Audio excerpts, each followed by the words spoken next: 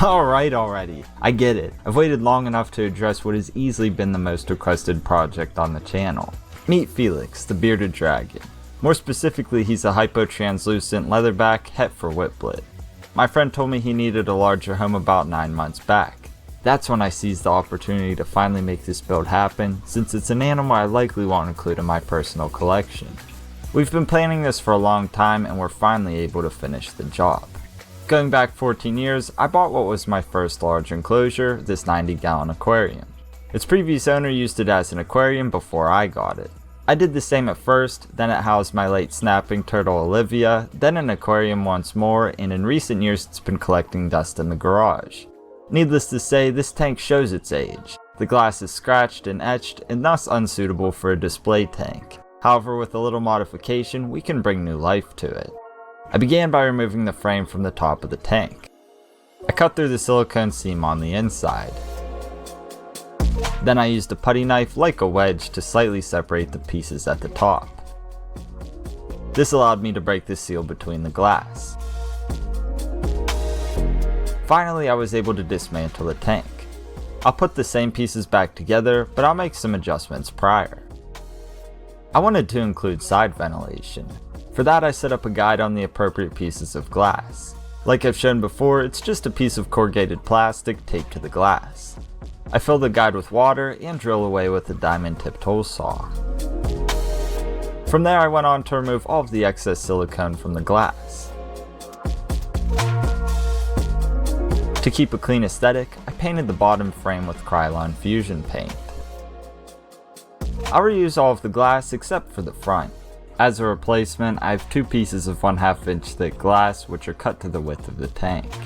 I taped off the edges for consistent silicone beads. I'll use 100% silicone to reconstruct the tank. I applied it to the bottom frame first. I placed the bottom piece of glass over this and clamped it together to ensure everything stays put. I ran silicone along the edges of the bottom piece and attached the rest starting with the back. I taped it ahead of time for clean beads. I put silicone along the edges and secured the side pieces with tape. I repeated the process on the bottom for the substrate tray. I went back and applied silicone along the inside seams. I smoothed it out with my finger. I removed the tape and left the silicone to cure. Afterward, I removed the clamps and anchoring tape. I turned the tank on its back and attached the top piece of glass like before. Then I applied silicone to the top edge of the tank and secured the frame. Again, I let it cure overnight. Here's how it looks now. I still have more elements to add, but I'll do that after constructing the background. For that, we'll use XPS insulation foam. I had plenty of scraps and offcuts from other projects. We cut these up into small strips and stacked them up the back of the tank. As we did this, we sketched out overhangs and cut out the shapes with the scroll saw. We continued up the entire back of the tank and worked in driftwood as we went to build up the base design.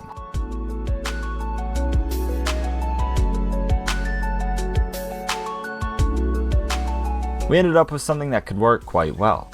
To make this look natural, we added the details. I carved out the base shape with a wire brush drill attachment, while Nate added details with the foam carving tool. This took a long time, but eventually we made it through. We finalized the pieces with the quick pass of a heat gun. This tightens up the foam, makes it stronger, and brings out the carved texture. We went on to attach these pieces to the back of the tank with silicone. We labeled everything prior so the pieces could be reassembled with ease. We let the silicone cure overnight. After that, I went back with expanding foam to fill in the cracks. I let it cure. Then I carved it out to match the rest of the foam.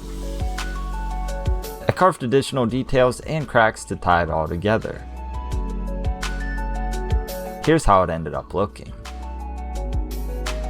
I'll paint this with tinted Drylock like I've shown in other recent projects. I started with a base layer of black. This will fill in all the cracks and establish the details. It's the most important layer, so I was careful to make sure to apply it thoroughly. I let this layer dry and added the subsequent layers with the dry brush technique. I painted on dark brown, which brings out some of the details, but not much.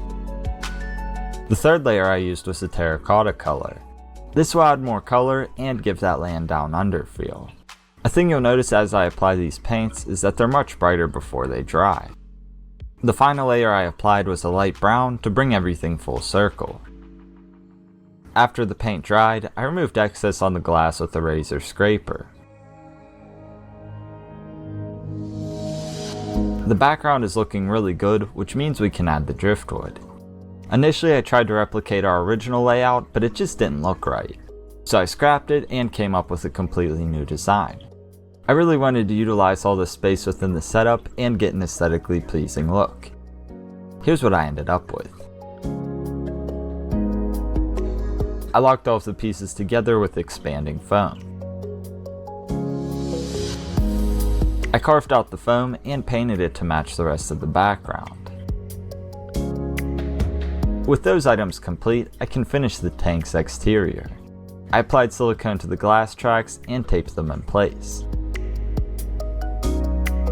I also added custom aluminum screens to the top. I put a dab of silicone in each corner and secured them with stainless steel panhead screws. I made the screens like I've shown in previous builds and will link up a video outlining the process. After that, I framed in the front of the tank with PVC boards. I applied silicone to the edges and clamped them down while it cured. These will make the overall aesthetic appear cleaner.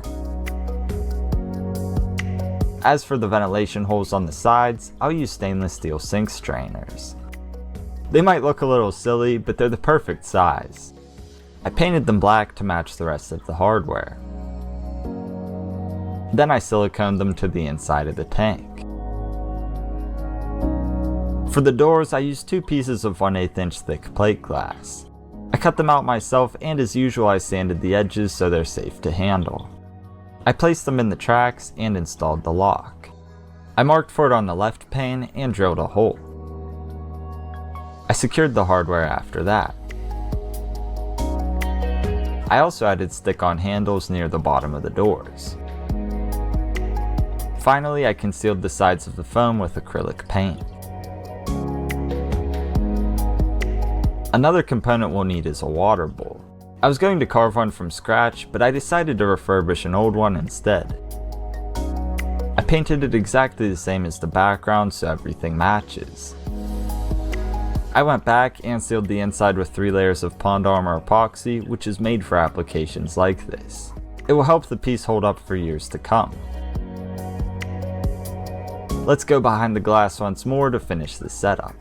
We started with 5 inches of the base substrate. It's a mix of organic topsoil, cocoa fiber, and play sand. I wanted to include excavator clay as well, but it's unavailable pretty much everywhere right now. Either way, the current mix will suffice. We put the water bowl in for placement and added the plants. First up were various tillandsia. They'll add pops of texture and color to the background.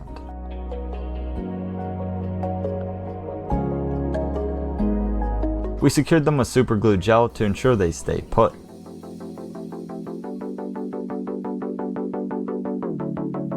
We also added several thornless prickly pear cactus plants. I think these really add a vibe to the design.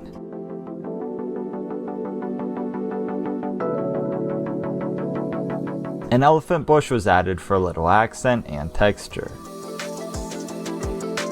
A few Haworthia plants were included as well. From there we added a top dressing of natural Australian sand. This stuff is awesome and is actually gathered from the bearded dragon's native range in Australia.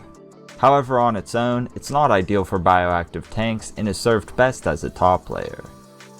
We also sprinkled it all throughout the rocky background to tie everything together.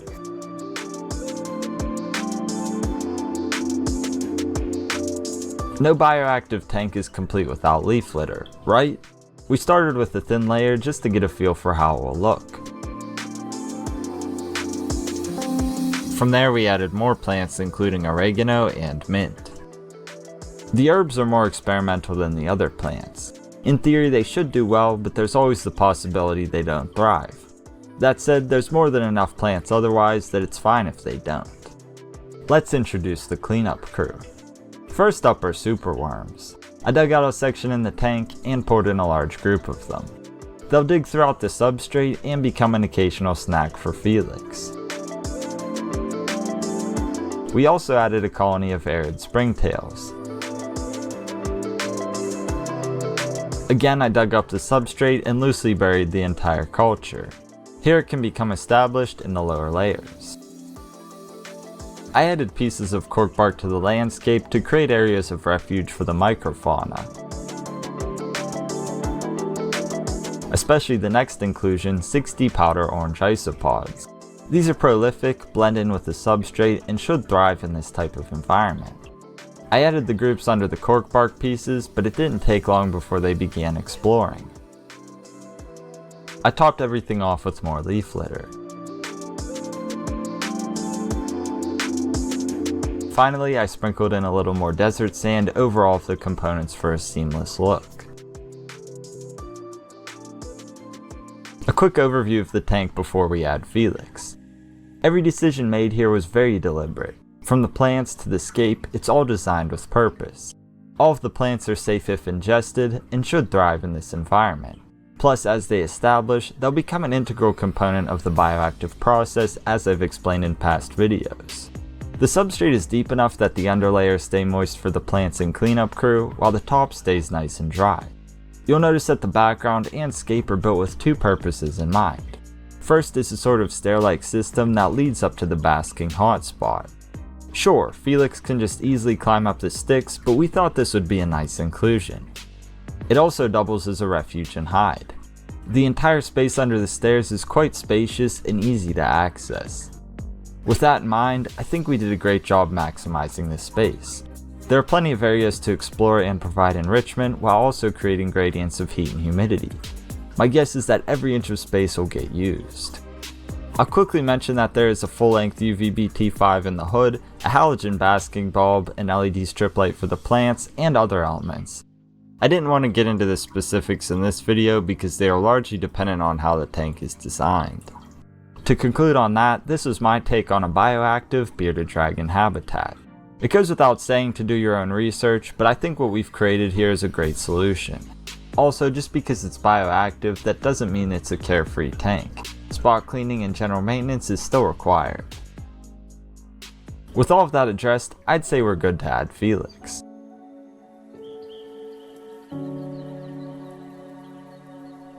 I'm so happy to have finally made this build happen for those of you who have been asking for years. I hope you all enjoyed it and learned something new. Anyway, be sure to leave a like, comment, and subscribe for the YouTube algorithm to help your boy out. Until next time, Serpa Squad, take care and peace.